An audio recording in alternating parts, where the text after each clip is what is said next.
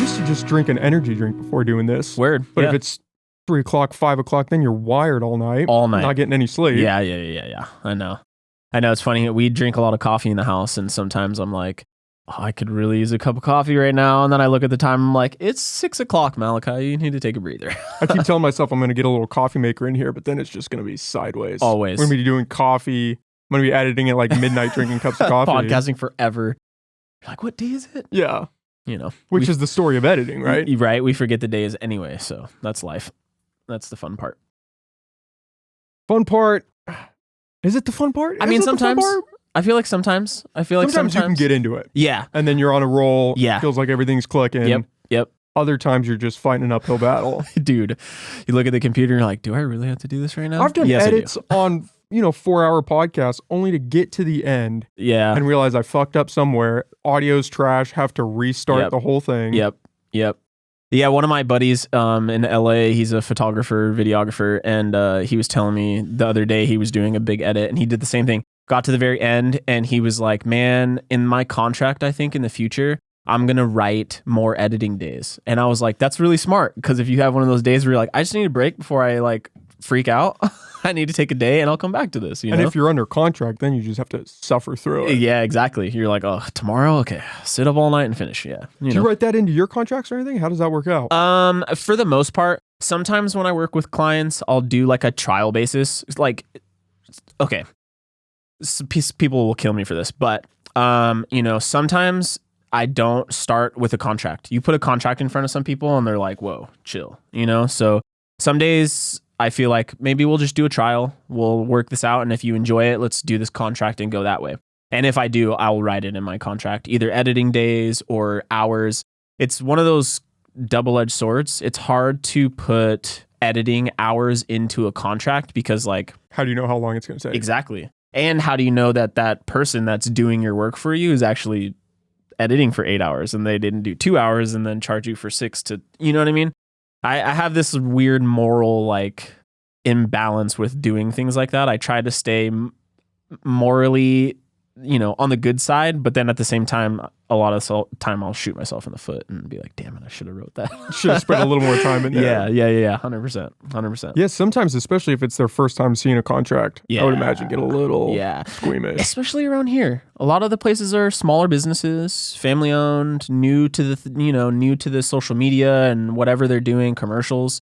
So they don't really understand that side of media. So when you throw a contract that's like commercial rights, usage rights, this rights, they're like, oh my God, this is overwhelming. Yeah, do I need a lawyer to read this for me? Exactly. Like, well, maybe I'll sign this another day. So sometimes I'll just do work and be like, hey, I'll just let you know that you can use this for your content. Or, if you want to do an ad, we'll write a contract out. If you want to do a commercial, we'll write a contract out. But for this, you can keep it and have fun with it. So, Well, how many of them are coming across contracts before meeting you? This might be their first time. Yeah. That's the thing too. Like I said, around here, not a lot of people are really delving into that realm quite yet. It's fairly new in this area. Everywhere that I've heard is really word of mouth, really, oh, my son has a phone and he takes, the content for me kind of thing. So when you walk in with a big camera, they're like, oh my God, this is way different than what I had thought. So yeah. Yeah, I've heard Justin say, I don't know if it was on this podcast where we were talking about commercials. It's like Humboldt's kind of stuck in the 80s still with their commercial technique. A little bit, yeah. And I think it's primarily because of most of the businesses, like I said, are family owned. So they've been around for so long that word of mouth has been their primary business. Which is a great currency to have. 100%. If you had to pick one. Oh, word of mouth, hands down. But the way that things are going now, advertising, it's like, word of mouth, you could get word of mouth from somebody seeing this ad and being like, hey, did you see that? You know what I mean? So it's one of those things, I feel bad sometimes trying to convince people, you know what I mean? I know that you want your son and his phone to do it, and that's totally fine. But my camera and my expertise and my brain work a lot different than, you know what I mean?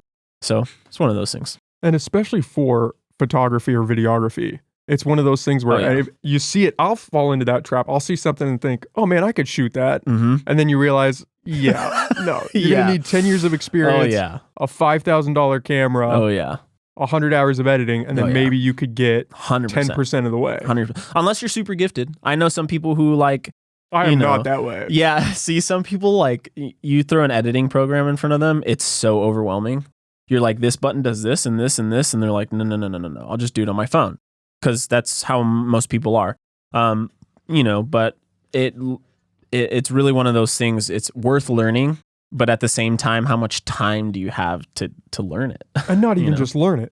Learning it's the hard part. Yes. But then it just becomes tedious. Yeah. Because you've got the skill to do it. You still have to put in the 20 hours to get started. 100%. Yeah, that's one of the things. That's also a part of, going to newer companies to talk about, doing media for them, is they don't understand the back end of things. Like if you go onto a photographer's Instagram, you'll see so many memes and funny jokes about editing because clients don't realize, like, I shot at your place for an hour, but it might have taken me 8 hours to make this edit really, really cool. So that's 9 hours of work, So like sometimes you got to show them what it's actually taking to execute the plan. Yeah, you were only here for an hour. Why am I paying you for 12? Yeah, right. And they're like, that doesn't make sense. And I'm like, well, because I sit at home and I'm taking time away from myself and my family and my children and and the list goes on. People have different scenarios. Like one of my buddies that does media out here, he's phenomenal. You definitely should have him come here. His name is Cosmo. Cosmo Free. Yeah. Yeah, I'm aware of him. Yeah, I've got him bookmarked somewhere on my computer. He is insane. And he has a lot of time on his hands, which I'm so jealous. I tell him all the time, like, I hate that you have so much.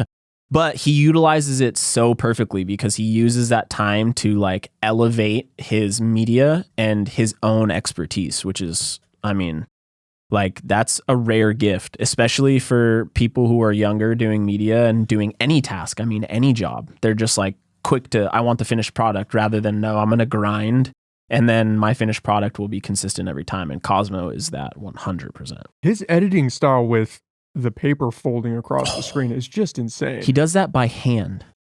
He takes his camera, takes a picture of every frame from a video and then prints them out and cuts them by hand and then retakes those pictures again.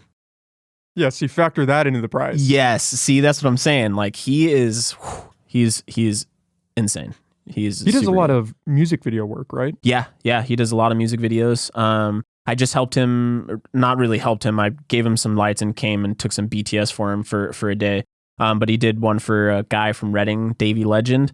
And it's just cool to see him in his realm when he's filming those things. Cause he's like, it's funny, you'll watch him and even me holding a camera, usually you know what you're aiming at, you know what your look is, but watching him, I'm like, I wonder what he's doing. And then he always sends me like, hey, this is what we shot the other day. And I'm like, dude. Blown away. Yeah, every time. Blown away every time. He's never put out anything that I haven't been like, that is impeccable.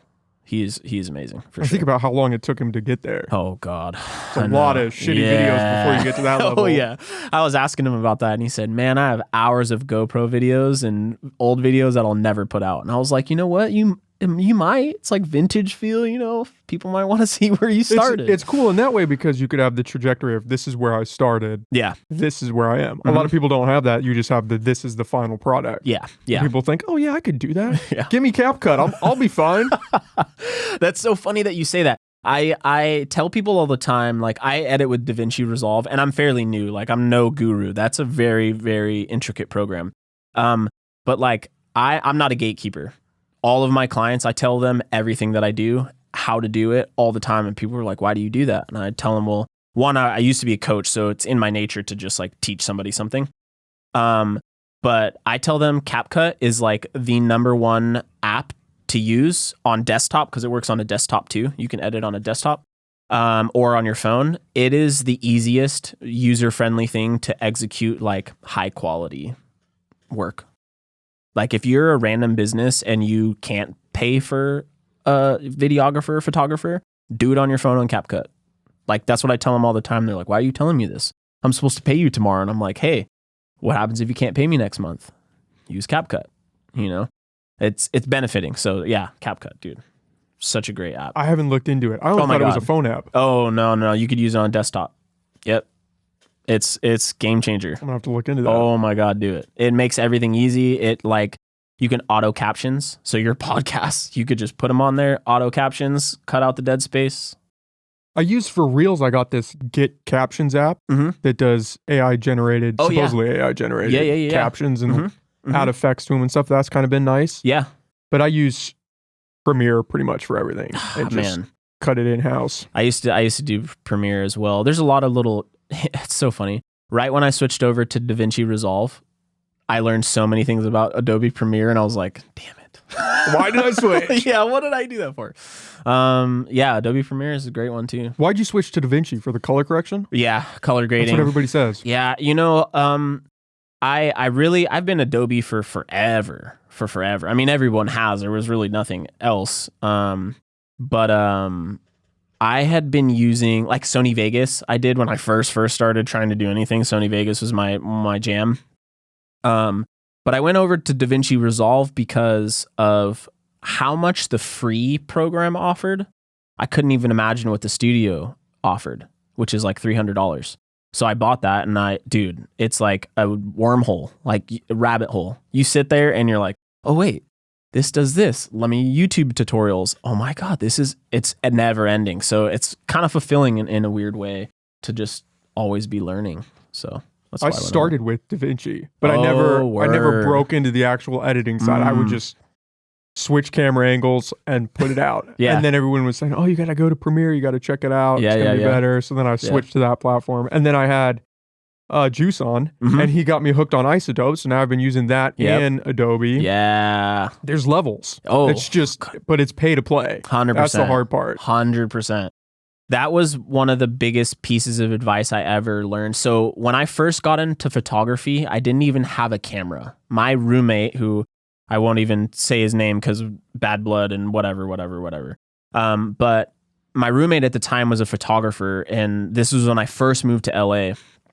And he started paying me to edit his photos. And I was like, okay, cool. Like, I'll do that. Cash on the side? Yeah, like for sure. So I started editing photos for a really long time, and that got me into like that realm. And then when he was like, oh, this camera costs $3,000, I was like, okay, let me buy this $700 camera, which is funny because I bought that $700 camera, ended up buying a $3,000 camera later, but had that $700 camera. I still have it. It's in my garage. Like, I mean, I can still go do photo shoots on it and it looks amazing, but it was the levels of learning, like, now I need this. And now I need this. And now it comes into play with this being a videographer, being a photographer, always needing new gear. It's like this addiction, even though you don't need any of it. You could, use but it gets under your skin. Yeah. Yeah. Once you upgrade something, you're like, oh man, that made a big difference. And then to go backwards, you wouldn't even think about it. And Cosmo's the worst. He'll text me and be like, look at my Amazon cart. And I'm like, yeah, $12,000 and it's only 2 items. Yeah, I don't want to look at this anymore. Yeah, all the time. So yeah, definitely levels. And I think that's probably the funnest part about doing what I do is the levels. It's something that you can never stop learning. You're never too good and you're never good enough, which is like, double-edged sword. Love-hate relationship. Oh yeah. I feel that way about this. Yeah.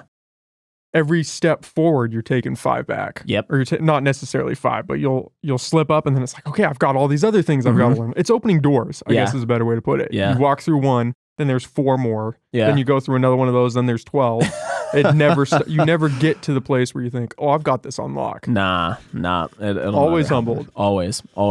I think that's the coolest thing about doing anything in the arts is it's forever humbling. It's like playing golf. I love that though. Yeah. I think if it was easy and you got it the first time, it wouldn't be as addictive. There would be no drive. It's like one of those things like, imagine if somebody put $1 billion in front of you tomorrow and was like, this is yours. For me, of course anybody would be like, yeah, give it to me.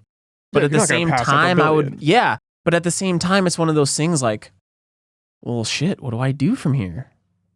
Like go travel? Cool. But then it takes the working, the reward, you know what I mean? So it's one of those things. If everyone gives you all the knowledge right away, what do you do with it? If somebody gave you $1 billion, would you still be doing what you're doing? I think I would, honestly. I'm a super weird person. I find this thrill in normalcy almost in a weird way. God, when I lived in LA, I did stunts and I did a lot of different other things, and I met a lot of really influential people there. And watching how they lived and seeing how the complacency and having everything made me really skeptical about ever having everything. So I feel like if I had $1 billion, of course, like set money aside and invest in things and that, but I definitely would still be doing what I'm doing. Probably still for the same prices that I do them, because I love providing something to somebody. And I think that's the biggest part about me is I've always been like a giver and someone who likes to provide something of value to other people. So like, you know, providing value to businesses, I know like monetary gain and blah, blah, blah, blah, blah. But at the same time, at the end of the day, like I'm stoked that that business owner or that woman or that family was super happy that I gave them something that they could keep, you know, for themselves. And it's a transactional relationship, but it's mutually beneficial. Yes. Which is the key part of that. Yes. You're providing this service that they otherwise wouldn't have. Mm-hmm. And in return, they're getting some incredible product from it. Yeah. You know, it's one of those things in my head. My ideal transaction with a client, it sounds weird, but would be to do a job for them so well that they never called me back. If you think about that. Yeah, not long-term advantageous for you. Yeah. You would think. Yeah. But then that spreads around and people hear, oh, this guy's honest. 100%. He puts out great work. Mm-hmm. Mm-hmm. I'm going to spread his number along. Yeah. Something that makes them so happy that they're like, wow, I could use this for everything for forever or whatever, you know, something that is super beneficial to people. That's my jam. So you got your start in LA? Yeah. So, okay. Oh my God. Such a long story. I don't know how much time we have, but I'll condense it as quick as I can. I grew up in Santa Cruz.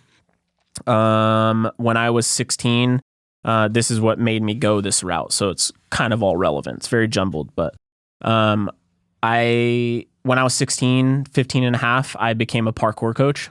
I was the first parkour coach in the US when I was 15, first actual like paid parkour coach. And I did that until I was probably 19 or 20. And then my mom moved to San Diego to go help my sister. And she told me like, you got 2 weeks. You can either come with me or you can stay here. And I was like, man, like, do I really want to stay here? Because at the time I was really conflicted. I was working like 15-hour days, no lunch breaks, like just nonstop. I was beating myself down. Just doing freelance teaching? I was working at a gym, and the gym was open like all day long. And then after, you have to do administrative work and I have to paperwork, and like it was just never ending. And at the time, like I was kind of taken advantage of by the person, because, you know, my mom had to sign my work. Yeah, you're just a kid. Yeah, you know, so I was there for forever all the time. And so when she gave me that option, I was like, San Diego, like, sure, I'll go try it. Went to San Diego. Man, there was like nothing for me there. It was like a total different vibe from Santa Cruz. I was like, I don't know if I like this. And so I found a gym that had parkour. And I was like, man, I'll go to an open gym. Turns out that gym runs an event called True Movement. And True Movement, the LA guys come. So this one year, we did True Movement. I was trying to break a world record, which I did, unofficial world record for world's longest front flip. Found out it cost $8,000. So I asked the LA guys, like, hey, can you guys help me? And they were like, no, but we got a job for you in LA. And I was like, man, San Diego or LA? Off to the next. So I went to LA and I went and worked at a place called Joining All Movement. Shout out Joining All Movement. It's the stunt hub. It's where every celebrity, every person goes to learn the ways of the warrior, you know? And while I was there, I started meeting photographers, and I started meeting people who were doing that side, you know, behind the camera rather being in front of the camera. And I was in front of the camera quite often. I did a lot of different ads and commercials and stuff. And I was like, I want to be that guy, because I really don't like this attention. I'm not an attention person. So I met a man named Tony Chu. He was a photographer, and he was like, man, you got to try this, and showed me at a shoot one day. And I was like, this is really dope. Like, I think I might want to do this. Years later, living in Eureka, trying to make my way, you know, my wife, who, you know, I'm thankful every day for, she is a business owner, and seeing how happy she was providing something to somebody, And being free in a schedule was like, oh man, I want that. And one day, like, man, I was down in the dumps, no money, you know, it was rough. And she was like, you need to do something that you love and I will back you 100%. So when we got married, she's like, hey, take some of the money that we got, buy your camera and start your business. And I was like, are you serious? And she's like, yep. And that was it. And she like lit that fire under my butt and that was a wrap. It's not even about having the camera. It was about having someone backing me and someone believing in me, which was what was my driving factor. Makes the difference. Oh God. Yeah. Oh my God. Yeah. So she lit the fire under my butt and I went for it, man. And, yeah, I'm not like, I try to be really modest, but I feel like I have a pretty different vision. So with that and having a camera and being able to showcase that, I was off to the races. I'll never go back. I'll probably do this for the rest of my life, to be honest. How did you make the transition up here from LA? So I went from LA back to Santa Cruz, and I was trying to figure out what I was going to do with my life. And I went New Year's to San Francisco with some of my friends, and they made a dating app for me. And like a profile? Yeah, like to the T. Like there's some of my best friends, so I know them very, very well. They made this app, and I went back to coaching at that place in Santa Cruz, and my phone gets a notification, you have a new match. And I'm like, what is this? And like disregard, because I think it's just like spam or something weird like that. And then look at it again, and this time I opened it, and it was Reagan. And I was like, wow, she's really cute. And I'm like, this cannot be real. So I told her I was a 47-year-old white man with 17 cats. And she was like, 47-year-old white man? She's like, I'd have to get used to, but the cats I can do. And I was like, that's the worst joke I could have told you, and you went for it. So while I was in Santa Cruz, she is from here, and she took me up to visit, and I was like, I want to move here. She's like, are you serious? Are you sure? I was like, yeah, absolutely. And we moved. She never thought she'd come back here, but I was she just down there for school or something? Yeah, she was down there practicing Chinese medicine at 5 branches. Wow. Yeah. So what are like, the odds of that happening? Fate. Like it's so funny. My life has been just like a tumbling ball of randomness happening. Like everywhere I've been, everything I've ever done has been just like something falling in front of me. The universe, whatever you want to call it, it's just been like, I'm down with this. I'm going. I'm down with this. I'm going. And it's been that ever since. So yeah. But you took advantage of it. Oh yeah. I think that's 90% of life is just you are presented an opportunity, and the question is, do you take it or do you pass? 100%. 100%. I think that comes into play too. When I was younger, my mom, long story, three black kids, white lady, back in the early 90s, was rough. We were originally from Chicago. She tried to follow my dad, who was a musician, out here, and we were homeless. There was nowhere to go. We were living in churches and random, like everywhere. And she always made sure that whatever happened to us, we took advantage of it. You know what I mean? Like from somebody trying to give us food or somebody trying to give us money, like, yes, you know, take advantage, find a better solution and run with it. And so that's what I've always done my whole life. She definitely instilled that whole, like, keep it pushing motive and motivation for sure. Yeah. Man, you have a crazy origin story. Oh my God, dude. It's so funny because when I tell people stuff like this, they look at me like I'm either full of shit or I'm crazy. And I'm like, I swear. This is just my life. This is just my life. And people have crazier lives. You know, my life's no crazier than somebody else, you know, but just the way that things worked out for me was a trip. It was like totally the craziest. I mean, I got that parkour job from a girlfriend who was a cheerleader at the time. And the guy was like, can you do a front flip? At the time, I'd never done a front flip. And I was like, yeah, I could do a front flip. He's like, do it right now. And I did it and landed it. And I was like, oh my God. That was your first time trying it? First time ever on the floor. How often does that happen? How many people have broken their necks just trying? I could do this. Drunk at some party. He's like, you got the job. I was like, no way. Went home, told my mom. She was so mad. You did what? You did it. You could hurt yourself. I was like, I know, but I got a job, Mom. You know, off a flip. Yeah. So, yeah, man. And that was 90s. I mean, that was parkour at its peak. Yeah. I actually, what was the internet back then? Metacalf? What was the, like, it was the first search engine. Might have been a little before my time. I don't know. I don't remember. I just searched on the internet when I was a kid, how to do a backflip. And this parkour stuff came up. And I'm like, what is this? And it was David Bell. And he's like one of the biggest practitioners from France. And I watched it and I was like, oh my God, this is amazing. Went and tried a backflip, almost killed myself, said I'd never do it again. And then that was what kind of sparked it.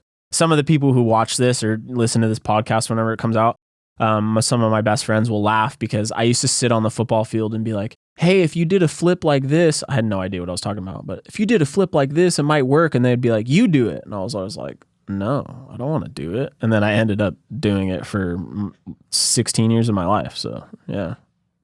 Yeah, I can remember being in elementary school and parkour was huge. But our version was just climbing on top of buildings. Yeah. Like we weren't doing flips or anything. We were just climbing on top of schools and stuff and saying parkour. Yeah, all the time. To that, what was it? Michael Scott screaming parkour and he's just jumping off the walls in the office. Yeah. Dude, you know how many people come up to me and they'll hear me say ever like, you did parkour. They'll be like, oh, parkour. And I'm like, man. Different kind of parkour. Yeah. I'm like, it's way different from that.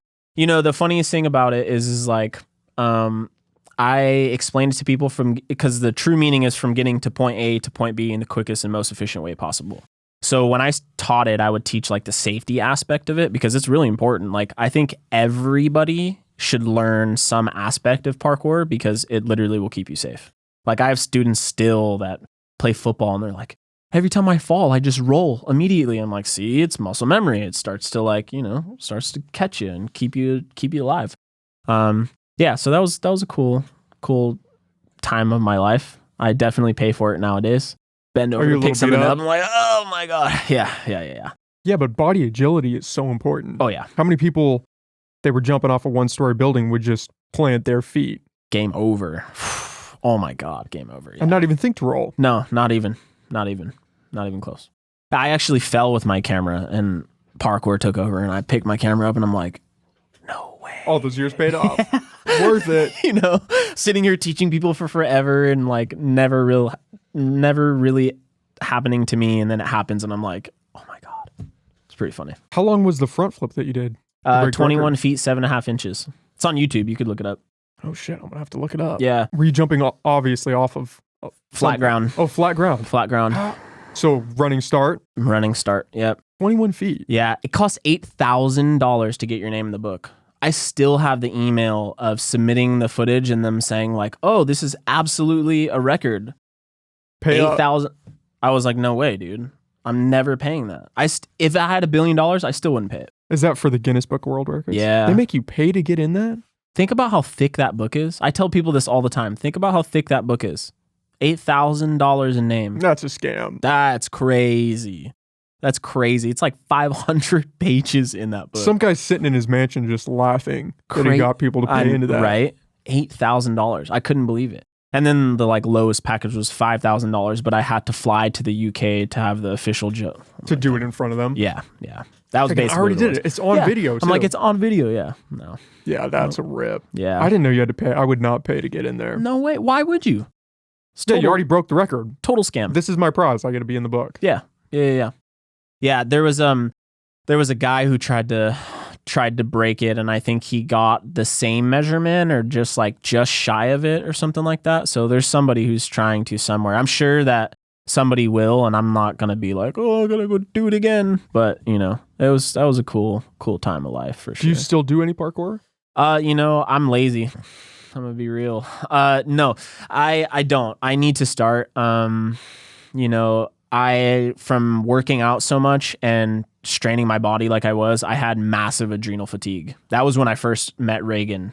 She was seeing like mood swings and I couldn't get up and I was doing this and all this stuff. And she's like, you got to get checked. Like something's wrong with you. And I was in such denial. And she went and took me to one of her teachers at 5 Branches, Marquetta. And she told me that I was having massive adrenal fatigue. And she was like, you need to stop doing what you're doing. And I thought she was full of it. I'm like, why would I stop? And she's like, looked me in my face, and it was one of those moments of like, she's not joking, like something's wrong, and she was like, you need to stop. You need to take a break. And I went home and I had this whole emotional God, is something really wrong? And I actually stopped. I retired, and I took the time, and man, I haven't really gone back since. Of course, it's still in me. Like, I took my kid to Dream Athletics the other day, and I was doing flips, and so I was like, yeah, this is still... Had to show off a little bit. Yeah, you know, like, it's still... Let them know who's still in there. Still. Yeah, it's still in there, but yeah, you know, I'm lazy, to be real. Like, there's no way to it's got to take a toll on your body. It really does. It really does. I think more of why I haven't gone back is because almost like, I mean, compared to what other people really deal with, it's almost like a PTSD feeling. Like, I go to do it and it like brings me back to all the stress and and I'm like, okay, I'm overwhelmed. I don't want to do this anymore. I don't want to do this. I also have vertigo. I smashed my head while I was coaching in San Diego, and ever since then, any backflipping skills, oh my God, the whole world is like, yeah, it's like being the drunkest you've ever been, if you've ever drank, to like in a flash. It's like as soon as it happens, you're the drunkest you've ever been, the most uncomfortable feeling immediately. Which is not ideal. Oh my God. Being in midair, no, that's not what you want to happen. My repercussions from that and not getting checked out professionally, like I should have. I was such a hardhead. Like, for example, I can throw my son Ira up in the air, and if I look up in the air and catch him, my whole world is like, oh my God. And I have to stand there, and my wife will be like, you okay? And I'm just like, yeah, just give me a second. And then I put him down. I'm like, no more. We're done with that. Yeah. So do you think you got a concussion from that? Oh yeah. Without a doubt. Oh yeah. I had no idea what I was doing, where I was. I mean, like, my mom had to take care of me for months. I had no idea what was going on. It was terrible.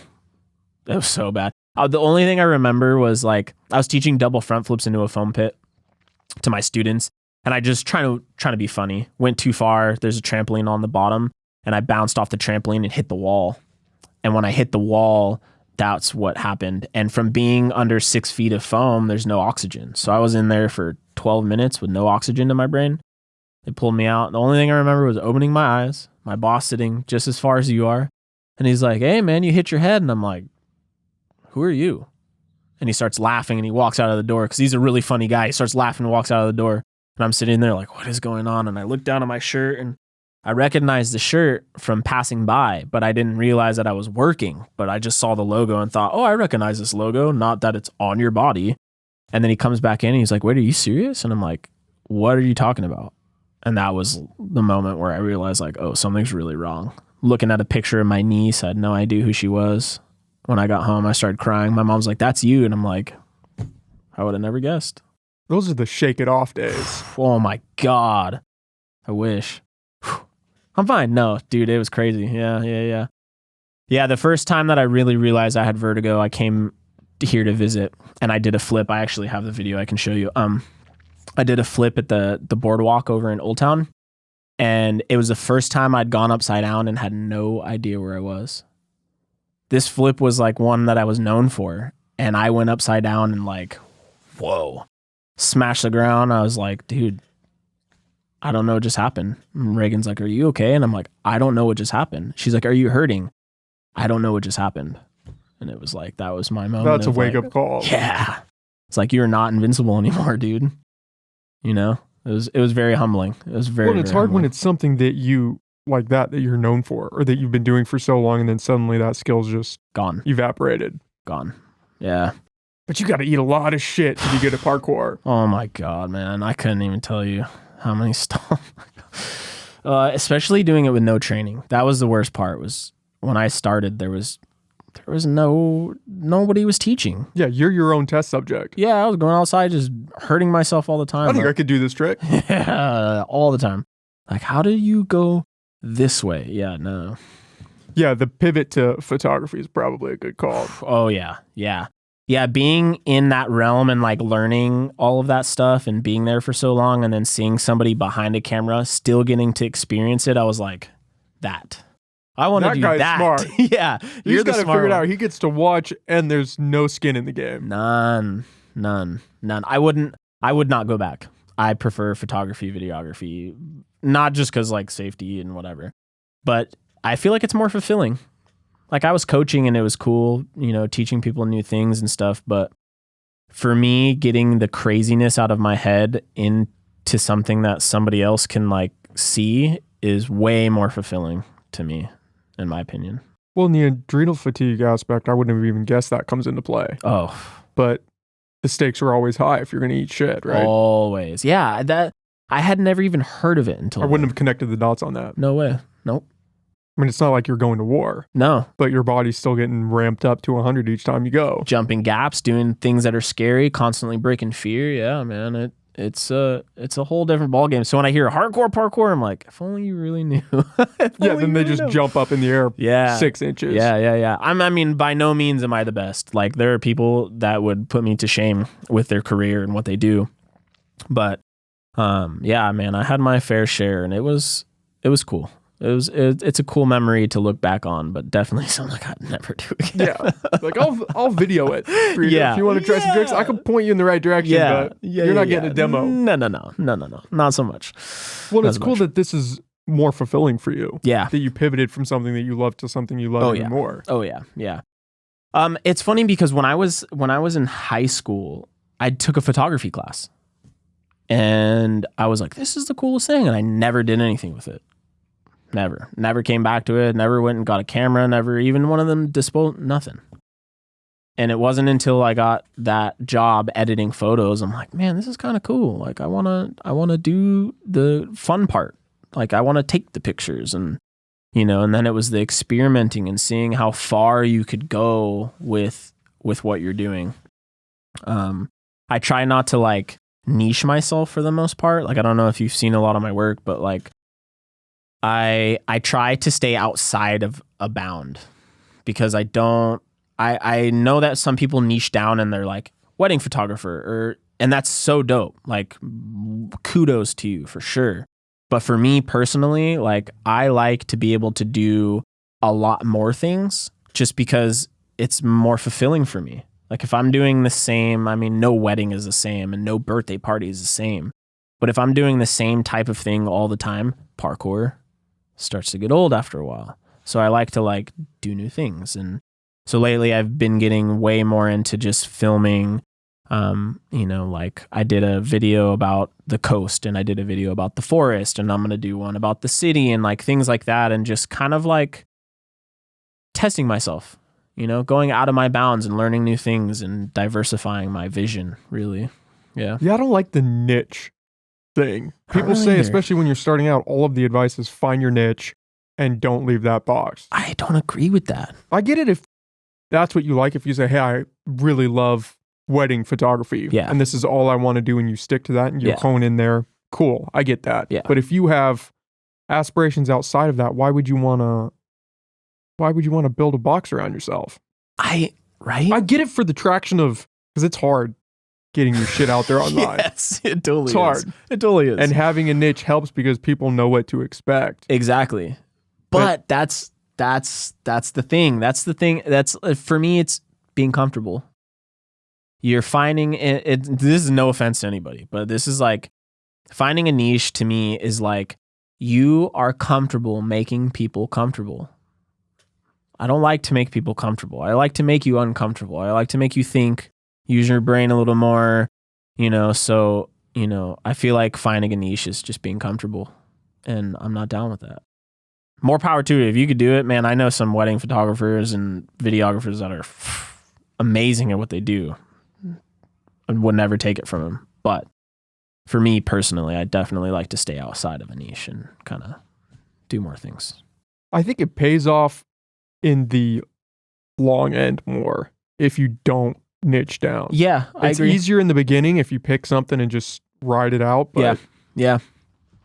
Then what? Then you're doing the same thing. Maybe you get really good at it. Yes. But if you don't love it and you want to try these other things, and then you get this audience capture where you're only making stuff is going to work online.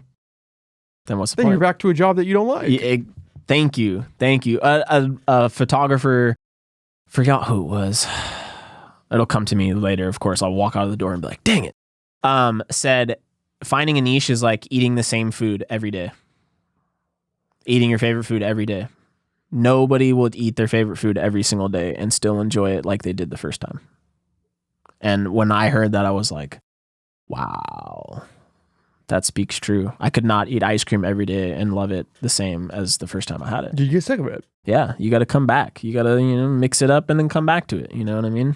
Well, definitely. You strike me as a guy that likes to be a little uncomfortable and push yourself. Oh, yeah. And to be just focused on this one thing in one way would be a little challenging. It'd be really hard for me, I feel like. My wife would laugh, because I try hard to focus on one thing, like a stupid off-topic example, like taking the medications that she tells me I should take all the time that I don't take.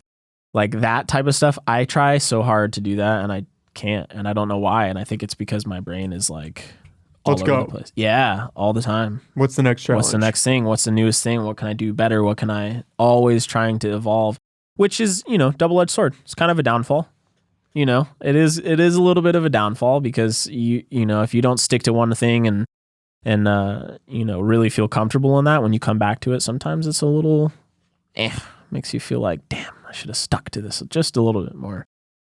What's the phrase? Jack of all trades, master of none. Have you heard the full quote before? Yeah, master of none, but far better than a master of one. Yes. People always leave out the tail end of that. I wonder why. Jack of all trades. I wonder why they always leave out the end. I wonder who. Because they're sporadic. People like to bounce around. Yeah, yeah. And then if you start something and go to something else, you don't have to try to get that other thing off the ground.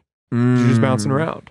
Oh, I started playing guitar, but now I'm working over here and I'm not really doing guitar anymore. Yeah, yeah. I feel that. I've been playing guitar for a long time, and I think I can only play one song from beginning to end. Yeah, So, yeah, definitely gift and a curse. But I would rather live with a gift and a curse than eat the same food every day.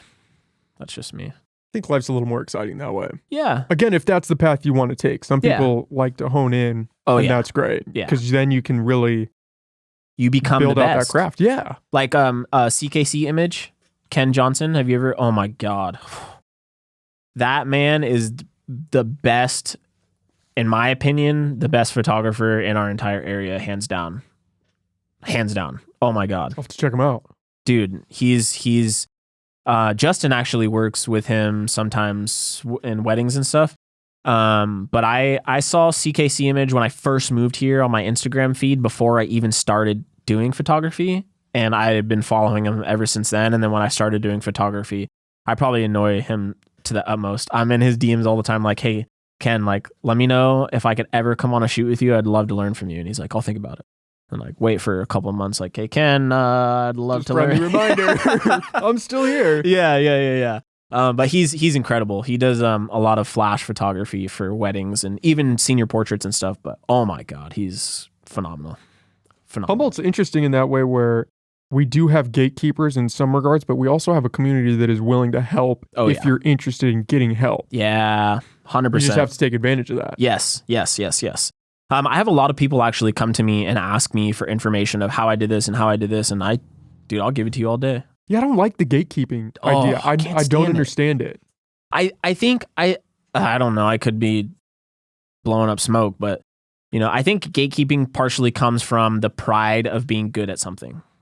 When you become very prideful of being good at what you're doing, it's hard to like give someone secrets, maybe in the fear that they're going to become better than you. In parkour, what I learned and something that I take with me everywhere, it's something that I told my students all the time. There is nobody better than you. Everyone learns differently. There's nobody is better than anybody at anything. It's just some people take more time to be good at one particular thing or this particular thing. So even now when I'm doing what I'm doing, like, Ken aside, he's definitely hands down the best. I'll say that all day, every day. But in my opinion, I don't think anybody's better than anybody else in retrospect. Like, I really think that everyone has their own way of doing something. There's creators like Shot by F's is her Instagram tag. Her name is Aoife. She does really, really good business videography and photography for locals here. Cosmo does incredible videos, and for business, he does stuff from like Dream Arcada and stuff like that. Justin, weddings, he does,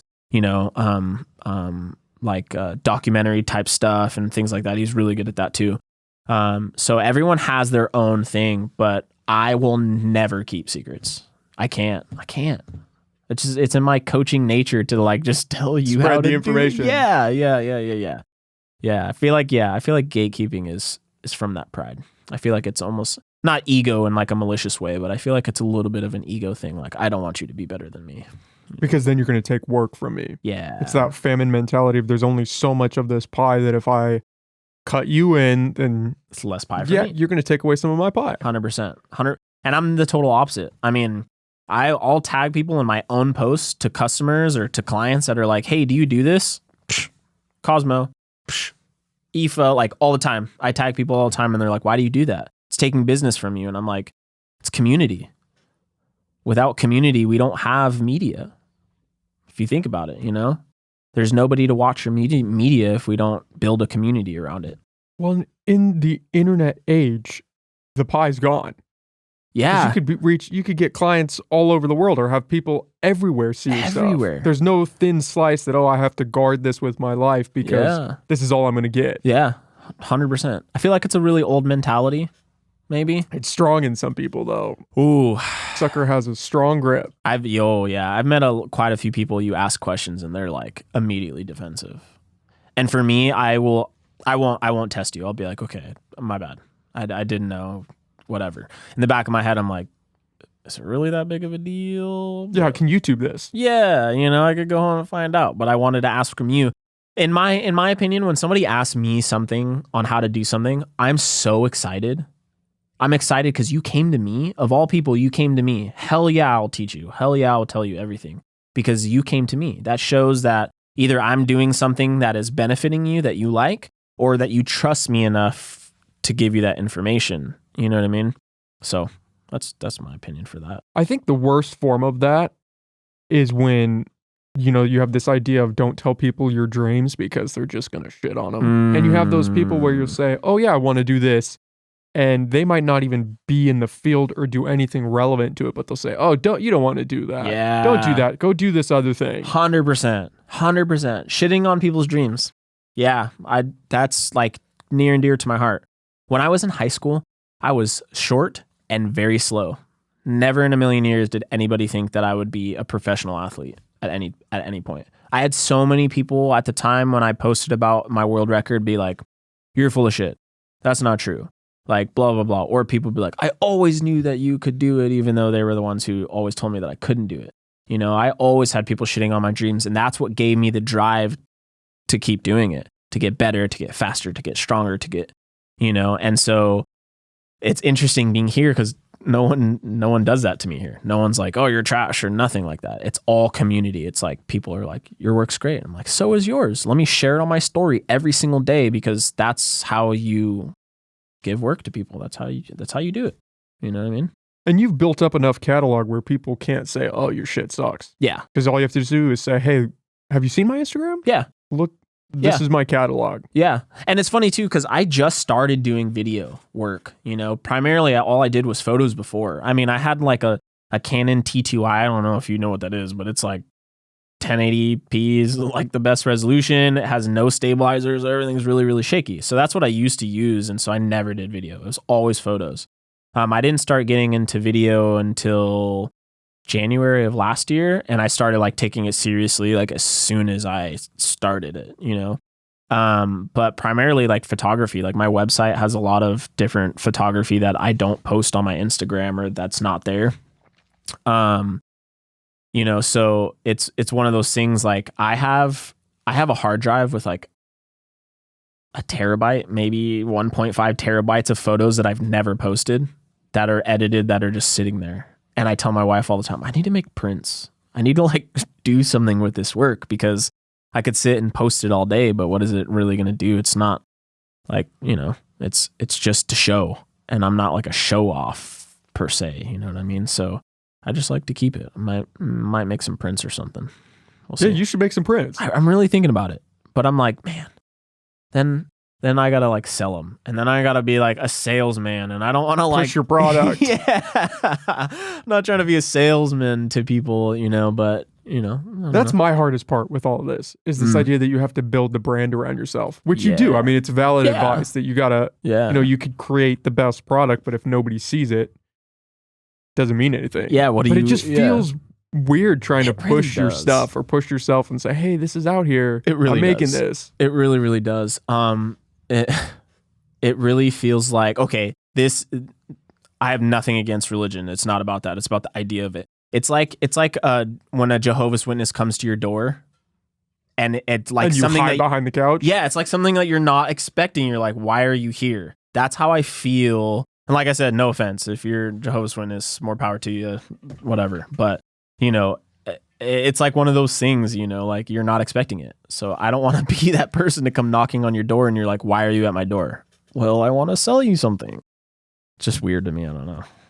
I keep telling myself I need to pick up a sales book and that's my next frontier. It's a good idea. Branching into that realm. Because if you're a good salesman, a lot of doors open up. Oh yeah. Yeah. I mean, like, don't get me wrong. When I talk to clients and stuff, like I'm a pretty good salesman, but when it comes to like personal things, like my prints, like, I don't know, man. I don't know. I'll sell you a tier package for your business, but to convince you to buy this print of this leaf that looks so beautiful, I'm like, nah, maybe not. Yeah, let me go back to the package. You don't want to see that. Let's go back to the actual work I can give you. 100%. Yeah, it's a challenge. Definitely. And the people that are good at it, I mean, you get tangible results because you can see where that leads. Oh, but breaking that barrier is a little tough sometimes. Yeah, it's totally true. Breaking barriers is tough in general, but then doing it in your own realm that you're trying to succeed at is the tricky part. I'm sure you have offered podcasts to people and they tell you no. Like invite a guest on? Yeah. Oh yeah. Are like not comfortable and they're like, no way. And you're like, oh, well, my bad. Like I didn't, it's one of those things. Like same for me. Like I'll offer a client like, hey, I could do this for you. And they're like, no, thank you. I'm like, oh, okay. Well, good luck. Yeah. You have to get used to rejection. Yeah. If you're going to put anything out into the world, rejection is going to be 90% of it. 100%. I feel like my most humbling rejection moments were from, I used to model in LA and oh my God, dude.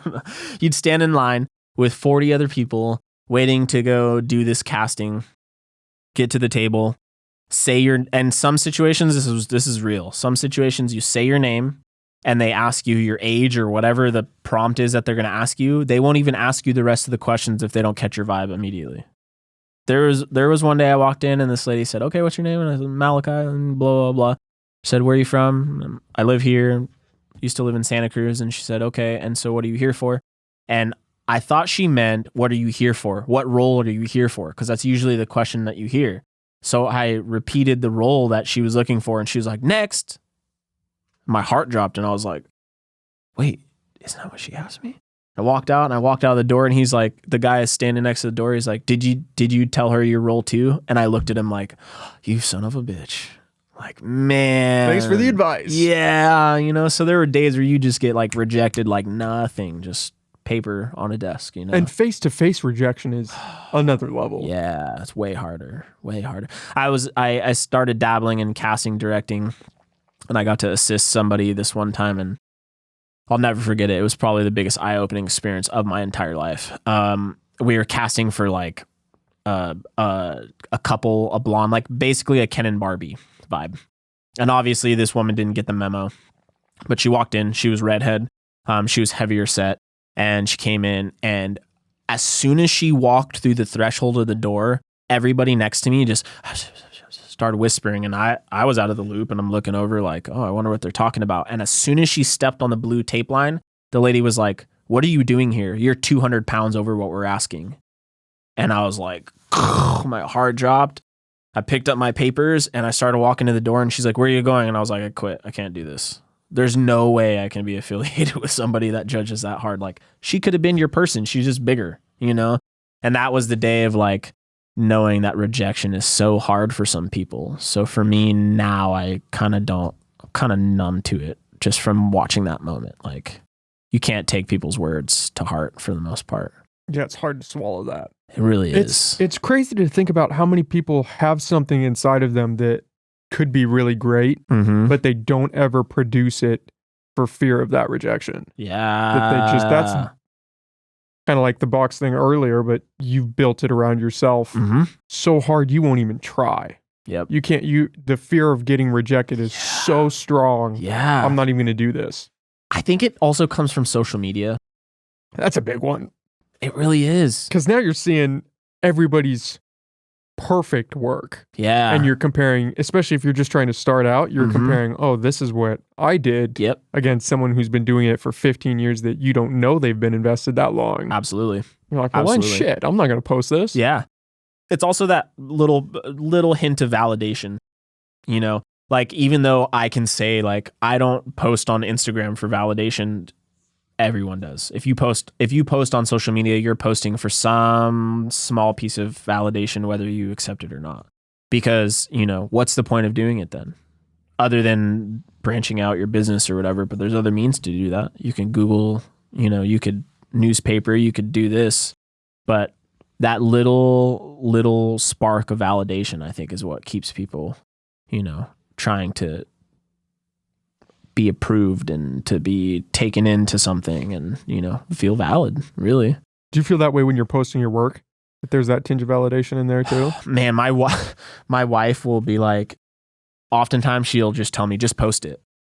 Because I'll sit at home and I will like, my profile is really sporadic. Everyone's like, you should post 1 to 3 times a day, blah, blah, blah, blah. Post at these times. Yeah. Like very, very specifics. And sometimes like I follow that for certain things, but I also struggle with posting specific things sometimes because I don't want people to think that I'm seeking a validation for something. You know, I have this weird like give and take of, I don't feel like posting anything because I don't want to feel like I'm needy or like I'm needing someone's validation. I'm posting because I want somebody to see something beautiful today. You know what I mean? Like my last post was trees that I took at Sequoia.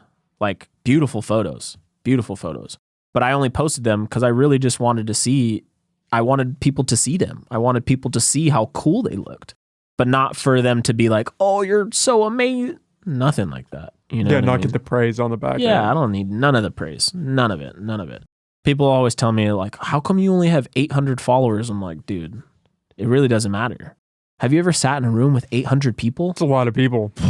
Man, like half of the people who have 1,000 followers, 2,000 followers that complain, I want to be. Have you really actually even talked to all those people? I could tell you right now, probably 60% of the people that follow me, I actually speak to. Like I actually engage with like on the regular because they're people that I know. They're people that ask me questions or in my DMs asking how to do this and do stuff like that. A lot of them are just people that are like, you know, random that I've never met before or whatever. But I feel like it's really important to connect with those people because they're giving you something. They're giving you time that's non-refundable, right? They're giving you their emotion, whether they connect with your work or not. So why not give them something back? You know, you got to give them some type of thank you, some type of anything. So that's been challenging on my end, working through that. Because that's, again, back to the advice you get, especially starting out, is you need to cultivate the audience and you need to engage with them and you should want to engage with them. Yeah. And I always go back and forth. Sometimes I'm thinking, yeah, I should engage in the comments more and I should respond and I should be active in that to try to cultivate the dialogue that I would like to see us working with, you know? But then sometimes you go in there and you're like, I can't fucking deal with this. I can't be in here. This is crazy. Some of it's so toxic. Yeah, and so I gotta crazy. get out of here just for my own sake of mine. Yeah. And I also feel bad because if I'm engaging in the comments with people about a clip from a podcast, it almost feels disingenuous to the guest. Because it's like I'm in the room, but they've left. And now I'm continuing the conversation. Oh, wow. That's a very interesting perspective, especially with what you do. Wow.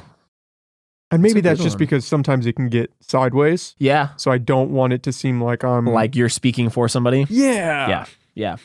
I could understand that for sure. But you do want to engage with people because it is incredible that they've found your work, that they like it or hate it and feel the need to comment. And you want to like be there in that with them. You just got to master being able to disengage. I'm a pro at disengaging. Yeah, I was gonna say too much at disengaging. Yeah. I was gonna say that's probably the biggest thing that I tell anybody that has social media that has to like do anything is like being able to stay true to yourself, but also stop a conversation or know when to stop a conversation. Somebody really good at that. One of my friends, Tex Kelly. I don't know if you probably know. Yeah, I'm familiar with him. Yeah. When we hang out sometimes, like, oh my God, it's crazy. His phone just like notifications on the top. And I asked him one day, I was like, dude, how do you do that? And he's all, sometimes I don't even know. Sometimes it's just hard, but I always just say what I feel. And when he said that, I just thought about it like, that's so true because some people won't do that. Some people will put a guard up or they'll sugarcoat things for other people. I've never been one to sugarcoat. I can't. It's hard for me because I would rather you tell me to my face how you're feeling or the truth that you're feeling than like beat around the bush and then find out later, kind of thing. So like, he's really good at that. He'll get comments about like his weight or whatever post he just made that's like inspirational and like just people being super toxic or just trolls in general. And how he replies every time is like, you're a genius. You're a genius. I don't know how you just like roasted that guy in the nicest, kindest way, but he stopped replying to you. Like you did a great job, so he's definitely somebody to learn that from. But yeah, I mean, having that community and engaging with them is difficult. It is very difficult. I still have a lot of DMs. Oh God, it just reminded me I have to reply to. Yeah, I've been sitting in there for the past month. Yeah. I just thought of one just in particular, like, oh man. Yeah, I think that's one of also the biggest flaws about social media is, I have a main profile that I like post funny random crap on. And then I have like my photography profile, and on my main profile, I have a lot of old friends from like high school and college and like things like that on there, that I chat with pretty often, but a lot of them don't even know that I own a photography business, which is funny because like I'll get a random follower one day and look at my phone and I'm like, oh, whoa, like that's XYZ from back when. And they'll message me and be like, I had no idea you were doing this. I'm like, oh, well, I post about it all the time. But in that moment of I post about it all the time, you don't look at your phone all the time. You could have just missed my post, So some people take that stuff to heart. Like, you're not following me. Which is crazy. I'm like, bro, no. Like one of my homies, Reef, he's an artist out here. You should also get him on your podcast. He's great. He doesn't follow me and we're friends. We talk on the regular and I always give him a hard time, like jokingly, because I don't care. I'm like, you're not following me yet? He's like, dude, I don't even follow my own sister. He follows like very, very... That's a good comeback. Yeah, it's like, all right, I get it. Very specific people. So like him, you'll joke with. But some people really take that stuff to heart. And it's kind of sad. It kind of makes me worry about like my sons. Are my sons going to be like that? I hope not. I think my problem is I'm too good at disengaging. So I don't take any of it personal. So I can be in those toxic comments and it's almost like there's a veil between me and what's being said. I don't even think it's being said about me in some way. Okay. Which can bite you in the ass when it's directed at the guest because then, oh, well, don't you care about what's being said about this person? True. And you got to walk that line. True. And I'm so pro free speech that for some people, that's a hard pill to swallow. God, man, nowadays it's really hard with the whole free speech thing.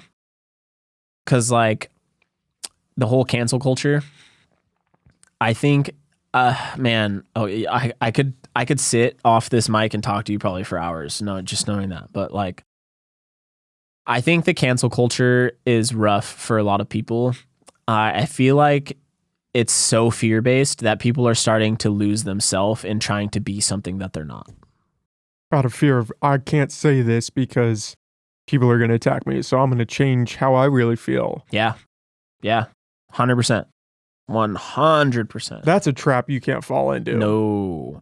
Because if you do fall into that trap and that happens, one, your community will judge you, which sucks because our community is very small.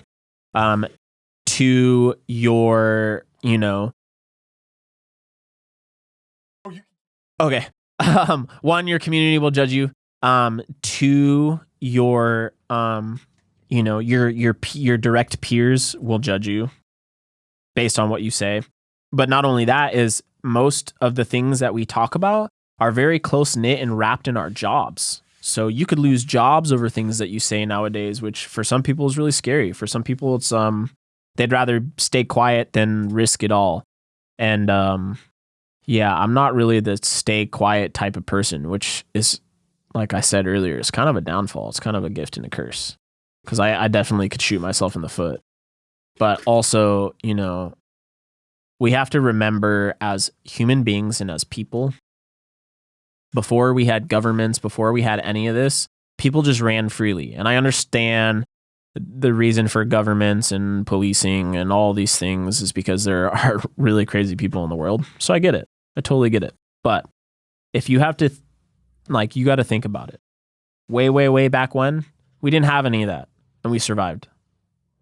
We didn't have a censor that we had to follow. We could say what we wanted to say, and most people would hear it. Most people weren't offended by it. And that's the hardest part to dabble in, is offending someone rather than just having the conversation. Like, conversation is to gain experience, but it's also to gain a perspective that you don't have. So if you're going to have a conversation with somebody, you should be ready to get another perspective that maybe you don't agree with. You don't have to agree with it, but you also don't have to crucify this person and ruin their whole life over it. Which isn't that the best part of having a conversation with someone you don't know? 100%. Is you don't know where it's going to go. You don't know what this person feels or how they think. Or That's the point. That's the point. I talk to random people on the street and they look at me like I'm crazy. And I'm like, are you kidding me? Have you forgot the old ways of just saying hi to a stranger and meeting you and, you know? Agreeing to disagree? Lost art. Like, why not? Why not? Why not have the debate and then go have a beer or go take a walk and enjoy the sunshine? You know, why does it have to be so internalized? I think it's just internalization of insecurities for the most part for some conversations, for sure. Yeah, me and my wife actually just were talking about this. Somebody sent me a super, super racist meme. And in my heart, in the moment, I was so pissed. But then again, I had to think, like, they're words. What did it really do to me? It didn't do anything but make me frustrated in the moment. I'm not going to be dead tomorrow. I'm not going to be sad tomorrow. I'm going to get over it and forget about it in a week, you know? So, like, it's those moments for me that happen that, like, bring me back to reality. Like, man, it's just words. It's just people's opinions. As long as I stay doing what I'm doing and keep my son safe and keep my wife happy, what else? You got to keep it in context. I mean, how many people, everyone that does that hates their lives. Oh, yeah. Nobody that's happy is out here spewing hate. Nobody. They're just not. No. And how many of them are just trolling just to troll because they're so miserable they got to bring you down? Yep. And then I always think, what portion of the people in the comments or wherever are just bots? Yeah. That are just somebody trolls. released out. Yeah. Yeah. Totally. I think, I had a conversation with somebody the other day. I forgot who it was. Comedy should be the one untouched, say all, everything. In my opinion, I feel like no comedian should be ever hazed for anything they say, no matter how bad it is. And the reason being is because it makes what is happening around us relevant to everybody. And if you don't like it, it's just not for you. It's like music, you know? Like, I like a lot of music, but there's some music I cannot listen to. Doesn't mean it's bad music. It's just not for me. And imagine if someone was out there saying, oh, we got to cancel rock and roll. I don't like this genre. We're taking it out. Seriously, why would you do that? There's amazing, amazing music, and you're going to just get rid of it because something, you know what I mean? And you don't have to listen. That's the key. For real. Like, nowadays on a phone, you got Spotify, dog. Stop playing rock and roll. Stop playing this. Stop doing this. Stop doing. You have Instagram. Somebody said something offensive. Unfollow. Or block the account. Or you can even write in the suggested whatever to... Nowadays, you can write in... There's like I forget what the setting is, but you can write specific keywords that you don't want to hear. Write it in there. You'll never hear it. Very easy. If it's affecting you that much, protect yourself. It was kind of perfect. So I got up there for a second for people that are just listening. I've been having an issue with these cameras. I don't know if it's just this brand, but every now and then, every, I don't know, 10, 15 podcasts, one of the cameras will just cut out and have these purple lines. Like the software just tanks. Oh, weird. And so I got up to reset it because I've been smart enough now to actually monitor that to see when it kicks on. But that's why I was getting up is... Does it do it on your camera or just your monitor? It does it on the camera, which is why I'm thinking it must be... Maybe your cables? Could be your cables. Tripping the camera like that? Yeah, sometimes the cable, like the actual housing of the cable can do that. And then I have to unplug it, turn it off, disconnect the power. Yeah. I'll have to it check also in the could cables. be because like your cameras, I know I'm like looking away and looking at cameras, but do you see how the cable hangs down? Maybe clip the cable up higher so there's no weight. So it's not having the drag on it. Yeah. Oh, see, that I'm could glad be I brought that up. I figured you would have some tips. Yeah, Okay. that could be another thing. That could be another no thing. gatekeeping here. We're sharing, we're sharing advice. Yeah, I don't know. It could be a number of things. I didn't think about the cables though. Yeah, it could be cables messing up housings. It just trips with random little things. I thought maybe it was something in the software because I record it with Streamlabs. That maybe something in the software was tripping and maybe sending it back to the camera. But I think I'm gonna try the cable thing. Yeah. I'm not super sure, but it could definitely be cable. Yeah, because like my camera, if I have a HDMI connected to my monitor, and sometimes my HDMI gets pushed too hard, it'll make my camera screen turn off, and then it'll turn back on, and I'm like, what the hell just happened? And it's just because my HDMI. So solid advice. Yeah, okay. I got some tips out of this now. Yeah, I used to run with a GoPro way back in the day. Word. A GoPro. Word. And just starting out, I didn't think about overheating the battery, so I would run that sucker for 2, 3, 4 hour podcasts, and then finally one day it just crapped out. I was like, oh no, this is the end. We're not doing video anymore.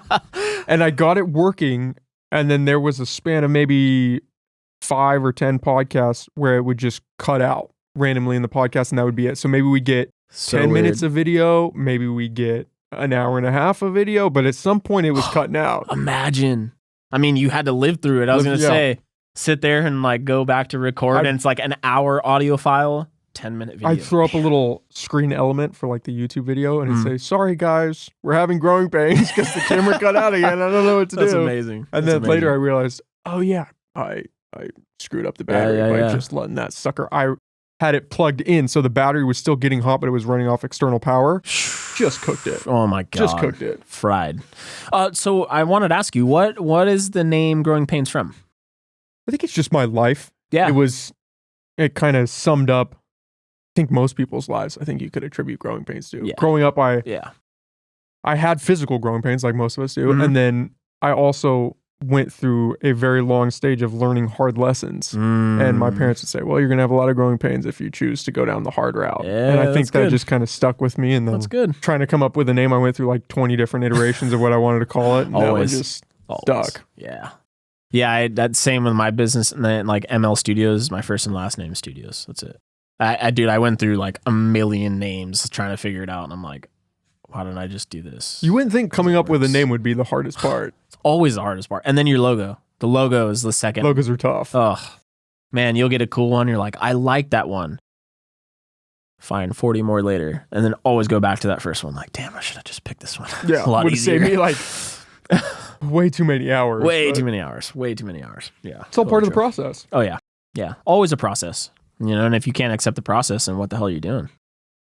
That's what I think. Yeah, the challenge is great. Yeah. I think that's what keeps me coming back to this. Is it's always something. It's always. The cameras, or it's the audio, or it's the quality of the conversation. Yeah. There's always some incremental improvement that you can make, and it's going to be better the next day. 100%.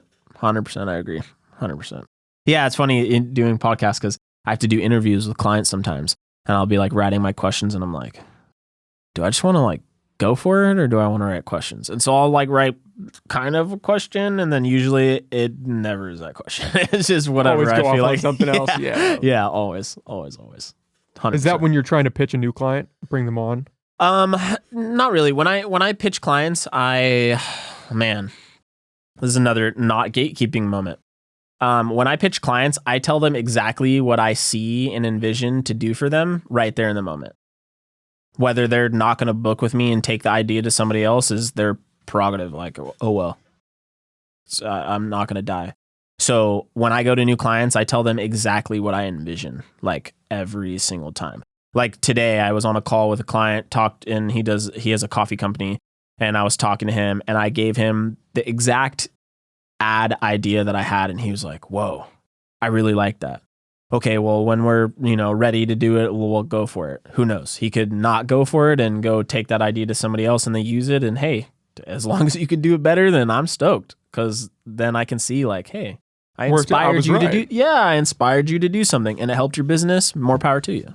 Like, what am I going to do? Scream at you because you did something cool?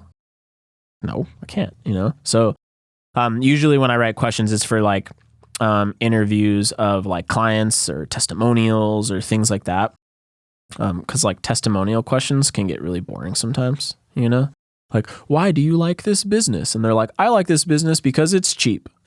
And you're like, okay. Yeah, I don't know if that's going to make the final cut. I was looking for a little bit more than that. But so most of the time I'll just spitball it. I'll look at the question, what do you like about the business? And then ask them like a totally relative but off question. So that's usually how I do it. Do you ever have to battle your kind of vision for what it could be with who you're pitching it to?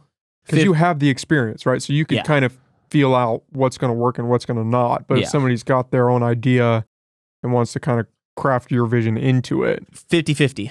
50-50. Sometimes they're like, you have all creative freedom. Go for it. And I'm like, sick, because I have great ideas. I tell them the ideas. They like them. We go for it. Sometimes they're like, this is exactly what I want. And whenever they tell me this is exactly what I want, I say, okay, this is exactly what I want in return to get this plan going. So if they want something exactly, then I need a plan. I need a schedule. I need this. I need this. You know what I mean? If it's my own creative thing, I can set the schedule. I can tell them what I need. I can tell them how we're going to get this executed and XYZ. But if you tell me something, I have to then ask you all of the questions so we can make sure that we do exactly what you need to be done. So, yeah. That's one of the nice things about doing this is there's no give and take. Yeah. It is what it is. Yeah. If it sucks, it's going out sucking. Yeah, I can't control that. Sorry. It's going out sucking. Yeah. And if we're in a bad moment in the conversation, we can try to pivot, but there's no, I have to think about, okay, what is your vision for this podcast? How is this going to work out in your mind? Yeah. It is what it is. We're shooting from the hip. Yeah. You just talk. That's the thing, man. People just can't talk anymore. Conversation how often do you get, I was talking about this on a podcast the other day, how often do you get a moment like this where you're sitting with someone, no phones, you're just, I'm listening to you, you're listening to me. Yeah. No distractions. Not often. Not often ever, really, honestly. I mean, unless you like, me and my wife talk like this sometimes, but even then, phone goes off or the kid's running around or the TV's on or this is, it's very rare that you actually sit down and have a full-on conversation. And those conversations make people the most uncomfortable oftentimes, which I think is hilarious. I think it's funny when people get uncomfortable. Not like in a mean way, but it's because I feel like it brings out a little bit of what they're hiding when they're uncomfortable. When it's authentic. Yeah. Which I think is what we're all chasing. 100%. It's hard to sit and do this and lie to each other for 2 hours. Yeah, there's no way. It's happened. It's happened. Oh, that's a rabbit hole to go down for another day, but yeah, it's happened. But. Oh man. I couldn't even imagine. Like, yeah, I think people need to have more conversations. Just in general. I mean, in life, like if you're listening to this and you have a spouse, go talk. Get off your damn phones and go talk. Or listen to the podcast with them. Yeah, that's a good one too. That's a subtle great one. plug for the podcast. Yeah, just a little bit. Yeah, I mean, honestly, like I think people need to talk more in general. I think people need to talk to random bystanders when they're walking down the street. Who knows? There's a guy in Santa Cruz. His name is the Pink Man. I don't know if he's alive still, but for the longest time, people thought he was crazy. Thought he was absolutely nuts. He wore all pink. You could probably Google it. He was like famous for a very, very long time. He wore all pink and he had an umbrella and he would walk like, I swear to God, an inch every 5 minutes, like all day long. So you'd go downtown and he'd be way down at the end of the street. And then at nighttime, he'd be on the way other end of the street. And that's how you always saw the pink guy. He'd paint his cheeks all pink. He had glitter on his face. That was the pink guy. That's how I always knew him. One day, my mom was working at Trader Joe's. She worked at Trader Joe's, still does, 20 plus years. She was working at Trader Joe's and the pink guy came in, except he was in his normal clothes with his kid. And she was like, you look really familiar. And he like looked around and he was like, yeah, I'm the pink guy. And she was like, oh my God. And he's all, yeah, did you think I was crazy too? And she's like, I'm not going to lie. I thought you were crazy. Ends up, he was like a NASA engineer or like something like that. And he was doing that as a social experiment for his whole life. And I was like, what? And you knew that and learned that from just talking with him. And ever since that day, I'm like, man, I got to like talk to people because you never know someone's story. You never know why they're doing what they're doing. Like, how do you know without asking and actually having the conversation without a hidden agenda? That's the biggest key. That guy might have just been on drugs. Yeah, maybe no, just you would just never know if you never Yeah. talked to him. No, you'd never know. There's a guy that's leaned into his niche. Yeah, right. I'm the pink guy. I'm the pink guy. Man, that guy was a trip. He was a trip. What an interesting story. Yeah, man. Yeah, I met a homeless man when I lived in LA. The last week that I lived in LA. His name was Will. I'll never forget him. He was really, really struggling, and I parked on the side of the road, and I had a bunch of clothes in the back of my car. And he looked the same height, same build as me, and so I just grabbed a bunch of clothes, and I walked up to him, and I was like, hey, Will, do you want any of this stuff? And he just like was like terrified and didn't talk to me, didn't say anything. And so I left, and I was like, man, maybe I shouldn't have done that. And then came back weeks later, and he came up to me, and he said hi. Bought him some food. And I was like, hey, Will, I would love to give you some clothes if you want some clothes. And he was like, for sure. And I never told him my backstory. He never knew that I was homeless. So I understand how it is. So that's why I wanted to help him. Brought him to my trunk, opened my trunk, gave him a bunch of clothes. And it turns out that he had a lot of money and he was very well off. But his wife, who he got divorced with, screwed him and took all his money. And when he got the divorce, she was very close with the family and told him a lot of things. And they basically just like disowned him. He lost his house. He lost his car. He lost his job. He lost everything. He lost his kids. And he had nowhere to go. And so he'd been on the street for 10 years from just some shit happening. And I was like, man, I would have never known that. Most people would just assume that you're on drugs or you're doing bad stuff. But I would have never known that if I didn't talk to you just then. And after that, it was like, I'm going to talk to everybody that I see all the time. My wife thinks I'm crazy. She's like, you're going to scare somebody someday. I'm like, nah, maybe, but no. So yeah. You never know. No. You never know. And Never. shit like that happens. Just dumb luck. Something goes sideways and you just fall to the bottom. Yep. You're in free fall. You can't grab anything. No. It's rough, especially when you're in areas like, LA, being homeless. Jesus Christ. Whew, that's crazy. Skid Row. Have you ever seen Skid Row before? Have you seen it in person? Yeah, I was down in LA sometime over COVID, and it's hard. It's hard to look at. Just in general down there, even off Skid Row. I mean, yeah. you've got it's just crazy. Yeah.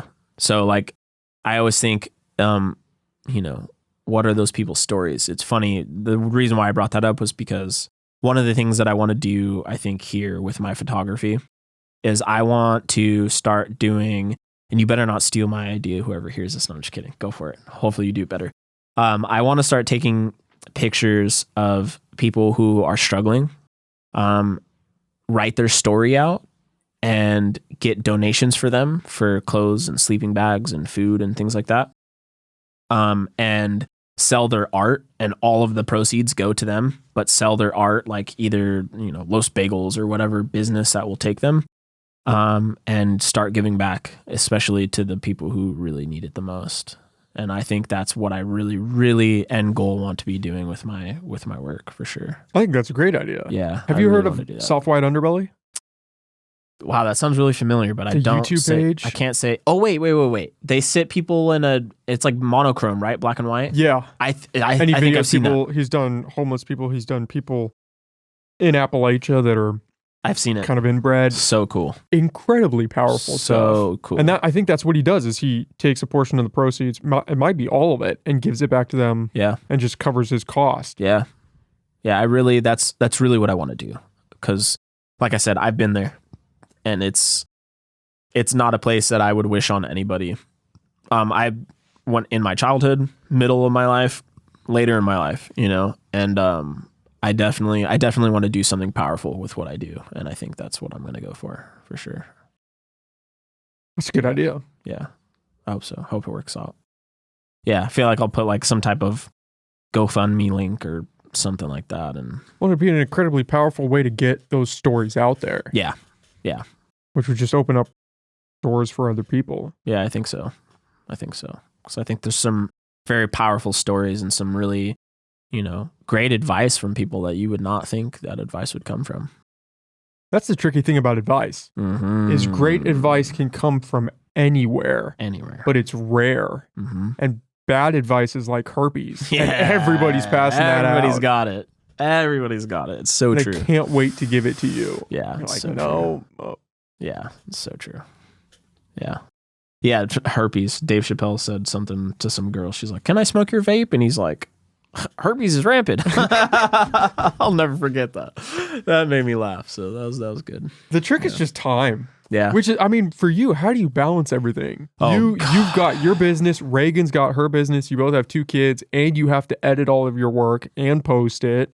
Go out and actually shoot it. People wonder why prices are how they are. And still, I don't charge a bunch of money. And I'm always upfront and transparent with my clients. Usually I make them give me their budget, and I tell them I'll work within this budget because it's better for them, instead of being like, "Oh, this is $40,000. Like, what the hell? You say something like that to somebody, they're gonna be like, "Yeah, maybe not." So yeah, I'm always transparent, but to balance, honestly, like my wife, she's the support. Like, I probably couldn't do it without her, to be real. My son goes to daycare Monday, Tuesday, Wednesday. So those are usually the days that I have more free to do client work and do stuff like that. And with a new baby, he's very, very glued to Reagan right now because, he's not on a bottle yet and stuff like that, which that's a gift and a curse, being able to do something, but then watching your wife have to not be able to do, it comes with parenting. It's really rough. But, without her support, I wouldn't be able to do it. Son comes home, like I got to go get him in a little bit, and then I go home, hang out with him as much as I can, keep him happy, put him to sleep, rock the other baby as long as I possibly physically can. When the wife goes to sleep, I'll either edit or I won't. So it's a really tricky balance, to be honest. It's a really tricky balance. Thursday, Friday, Saturday, Sunday, family. That's all family. So I have 3 days of the week to do all the work that I do all the time. Yeah. Got to just hit the ground running. Yeah. Utilize that time. Keep your head down and keep moving. Yeah. Granted, Reagan will be like, "Yeah, you can go and edit and do whatever, Not like she like owns me or some crazy, She's very, very, very nice. So usually she'll be like, "Yeah, if you need some time to go edit, like I can watch the boys." And I'm like, "Oh, sick," because I have this to do and I'll go do it for a while. So yeah, she's a great support system. If I was single, obviously you have all the time in the world to do it, But I also don't like do work when my son is home because I never had a parent around, or like my mom was always working while we were homeless and like trying to figure life out because she was trying to get us food and find us a place to stay and do stuff like that, But my dad was a piece of shit. So he was never around. So when I had kids, I was like, I will make sure that I am always around for my children. So now that I have kids, like, no editing. If my kid is awake, I'm with you. I'm not doing anything else. That's how I live by. I will always live by that for sure. For sure. For no amount of money. You couldn't pay me $1 million to step away from my children. For sure. That's the stance to have. Yeah. And you're doing it. Yeah. You've got the balance. Yeah. I'm sure it's hectic. I can imagine. Oh God, yeah. Super hectic. You're doing it. Yeah. Yeah. I'm been really proud of myself lately, to be honest, and that doesn't happen often. It's really hard to be proud of yourself as people in general, but for me specifically, I've been really proud of myself with the balance that I've had, and being a new dad and being able to like hold my head above water, and support my wife. Don't get me wrong, like, I fuck up often and we argue and like shit like that, but I try my best for sure, and I think I'm doing a pretty good job. I hope. Yeah, cut to Reagan. Yeah, he's doing all right. Yeah, right. Bring her back for a podcast. She's like, he's such an asshole. No, I'm just kidding. Yeah, I can't believe you're doing this podcast. Didn't you see ours? It was trash. I know, right? Yeah, that's one of the interesting things about life is just, you build these tethers that are important, but you have to be diligent with where you put your focus and where you put your time. Yeah. That's why I don't buy the idea that people say, "Oh, I don't have the time to do this," or "I can't do that because I just there's not enough hours in the day." Like, well, you got to be strict with your time. Yeah, you got to prioritize, and I suck at prioritizing. Oh, you and me both. Scheduling out. Yeah. Blocks. Oh, Jesus Christ. Scheduling. That word just makes me like, I don't want to. Yeah. That's a challenge. Yeah. If I were to give any advice to anybody starting a business, one, you work nonstop. There are no days off. Even when you have a day off, you're thinking about your business. Hands down. Nobody can disagree with that. Even when you're on vacation, you're thinking about your business.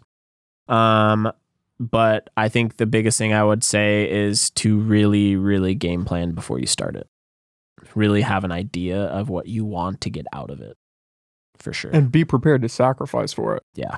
That's the thing. If you're I shouldn't generalize like this, but a lot of people I talk to who just work a 9 to 5 and are happy doing that, it's weird watching the amount of free time that they have. And they don't really think they have that free time because I do, I have laundry I have to do, I have to clean the house, I have to get groceries. And it's like, everybody's got that. We agree. Yeah, 100%. But they clock out at 5 and they're not really thinking about work, or maybe they're stressed out about their day, but they don't have work that they could be doing at home after that. Yeah. They're just done. You clock out and you're done. Yeah. Whereas if you have your own business, it's 24/7. You're constantly thinking about it. Yeah. Or constantly working on it. Yeah. There's no I clock out and it's just. And that's it. It's off my mind. Yeah, I think that's also 9 to 5. I think the hardest part about working a 9 to 5 is leaving and not taking the work in your head with you. Because you'll go home and you go home with that stress of what you were doing at work and it still feels like you're there. So maybe, that attributes to it a little bit. Because I know I've worked a lot of jobs and I go home and I'm thinking about what happened at work instead of like how to mind, be here, do what I got to do, that type of deal. But yeah, you clock out at 5,